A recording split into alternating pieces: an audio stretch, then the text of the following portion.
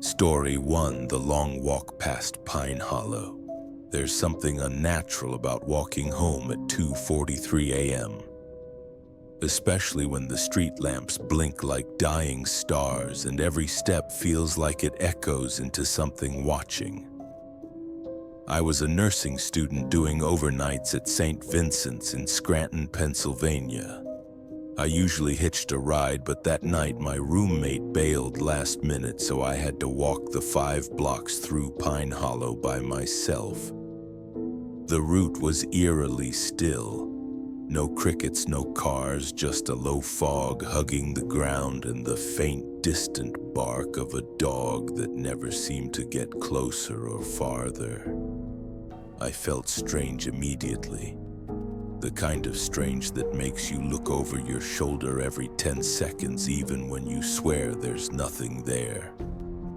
About halfway through, I passed a fire hydrant and noticed a person, at least I thought it was a person, standing under the overpass where Pine Hollow curves toward Mulberry.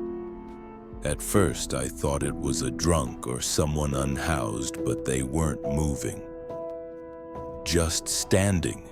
And even from a distance, I could tell something was off. I crossed to the other side of the road. I kept walking, but when I looked again, they were gone. I didn't hear footsteps, no gravel shift, no sign of them ducking out of sight. I kept my head down and picked up my pace. My sneakers slapped faster against the pavement, my breath clouded in the cold. That's when I heard footsteps matching mine. I stopped. They stopped. I started again faster. They followed. I ran. When I reached the intersection, I glanced behind me. Nothing. No one. But the footsteps had stopped too. When I got back to our duplex, I was shaking.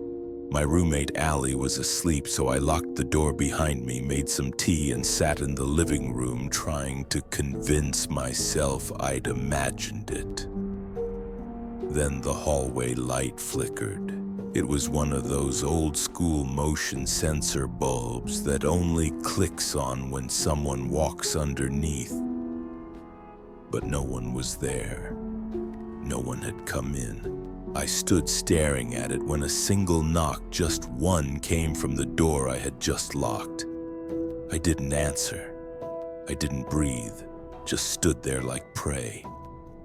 Another knock, slow, rhythmic, deliberate. I looked through the peephole. No one. But as I turned back around, I heard something from behind the door whisper, "Wrong house." I froze, then silence. For a full minute. I checked the peephole again, still nothing. I stayed awake until sunrise, jumping at every creak in the house. The next day, I checked the Ring camera we had just installed days prior. The camera activated at 2:51 a.m. A figure in a long black coat walked directly up to the door, stood motionless for 3 minutes, and then vanished. No turning, no walking away. Just cut out from one frame to the next. I downloaded the video and showed Allie. She moved out a week later. I stayed because I couldn't afford not to, but I never walked through Pine Hollow again. Not once. And to this day, if I'm alone and it's past midnight, I can still hear that whisper, sometimes wrong house. As if whoever or whatever it was didn't forget. Story 2. The thing that crawled from apartment 203. You ever get that feeling in your stomach, like the air just turned stale, like something in the room changed, but you can't quite name it? That's what hit me the first night I stayed alone in my new apartment in Tucson, Arizona. It was an old stucco place off Grant Road, cheap rent because the complex had a reputation. I didn't believe in that kind of stuff. I'm not superstitious. I work remote in software, mostly solo, so I was used to quiet. But the first few nights there, that silence felt loaded, too quiet. The neighbor upstairs, apartment 203, was supposedly vacant, yet every night around midnight I'd hear heavy dragging sounds like furniture being scraped across the floor. One night I even knocked on the ceiling with a broom, half joking. The sound stopped immediately. Then as I went to put the broom away, I heard 3 soft knocks on my front door. Just 3. I opened it. No one. Not even footsteps in the dirt lot. It rattled me, but I chalked it up to desert weirdness or a prank. That weekend I asked the property manager about 203. She gave me a weird look and said that unit's been sealed since 2016, mold infestation. No one's been up there for years. I didn't believe her. Until I snuck up there myself. The door was boarded up, but through the side vent I could see the inside was full of overturned furniture, mold-streaked walls, and something drawn in chalk on the floor symbols I didn't recognize. That night I started hearing a new sound scratching, first on the walls, then on the ceiling, then from inside the kitchen cabinet. I opened every door, nothing, until I heard a whisper from the hallway behind me say, "It's crawling." I spun around, nothing, but I swear I felt something rush past me. I felt cold, like ice water had been dumped on my back. That's when things started to escalate. Around 2:08 a.m., my TV would turn onto static. My phone would vibrate non-stop but show no messages. And the dragging sound from upstairs started to come with faint gasping, like someone being pulled by their throat. I started sleeping with the lights on. But one night during a thunderstorm, the power went out. Pitch black. The dragging started again, but this time it didn't stay above. It came down the stairs. I could hear the thuds, closer, slower. I held my breath. Then 3 knocks. Not on the door this time, on the wall behind me. I ran out and slept in my car. Next morning I came back to find the words, "Let me in," written backward across my living room window in condensation, like someone breathed it there. I moved out 2 days later. A week after that, I got a package from an unknown sender. Inside was a VHS tape labeled 203. I didn't watch it. I burned it. But sometimes deep in the dead of night, I still hear the dragging. And I still check the walls for writing, just in case it followed me. Story 3. The Forgotten Groundskeeper of Arcadia High. People say the worst place to be alone at night is in a school, especially one that's been around since the 50s. I used to work night shifts as a custodian at Arcadia High in El Monte, California, just to earn extra money after my warehouse job. It was mostly quiet, empty hallways, dusty trophies, the occasional bat in the gym. The kind of place where silence had weight. On my 3rd week, I was assigned to clean the West Wing, the oldest part of the school. The janitor before me had refused to work there past 11 p.m. He never said why, just shook his head and muttered, "It's his wing now." I didn't ask questions.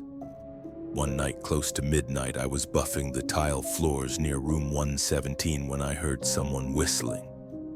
Not a song, just one long, tuneless note. I thought maybe the security guy had doubled back. I walked toward it. The sound stopped.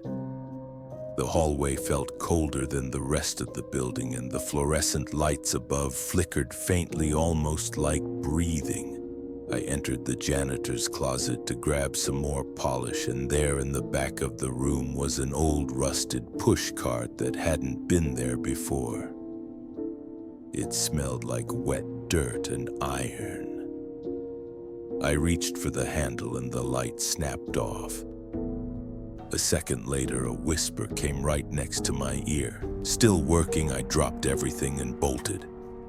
Outside, the security guy told me I was pale as death. He didn't ask questions, he just nodded slowly when I mentioned room 117 and said that closet used to belong to Walt. Turns out Walt was the school's head groundskeeper back in the 70s. They said he died during a summer renovation trapped under a collapsed boiler in that very closet. No one found him for days. His ghost, they claimed, still clocked in every night, dragging his mop bucket down the halls. I thought they were just stories.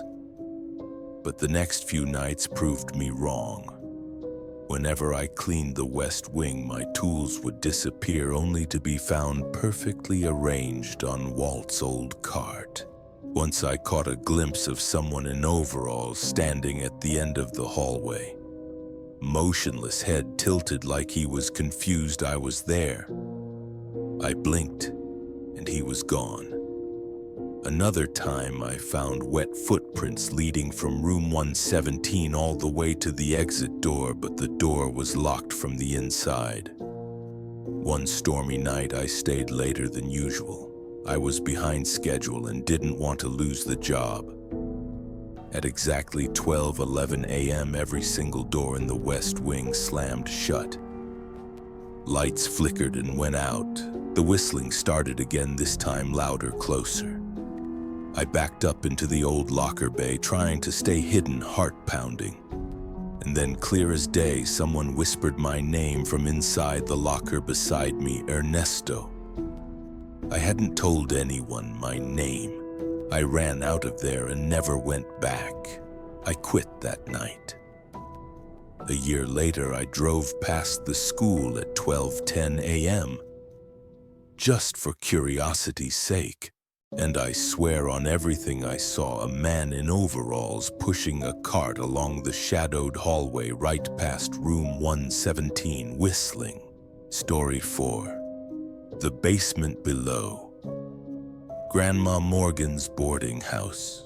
Most of the people who've lived in Ogden, Utah long enough have heard whispers about the old Morgan boarding house near Washington Boulevard. My grandma ran it for nearly 40 years. 5 cramped rooms upstairs, a shared kitchen, and one rule carved into the lease: no one goes into the basement after dark. When I was in my early 20s, I came back to help her after she slipped on the porch and fractured her hip. She handed me the keys with shaking fingers and said, "Don't break the rule." I laughed it off. I didn't believe in all that ghost nonsense, but I believed in helping family. So I moved into the last available room and took on night duties. It rained the entire first week I was there. Cold, bone-deep rain that seemed to soak into the walls. The house smelled like mothballs and wet earth. One night around 2:30 a.m., the tenant from room 3, a retired trucker named Howard, knocked on my door and whispered, "There's someone in the basement." I told him no one was allowed down there.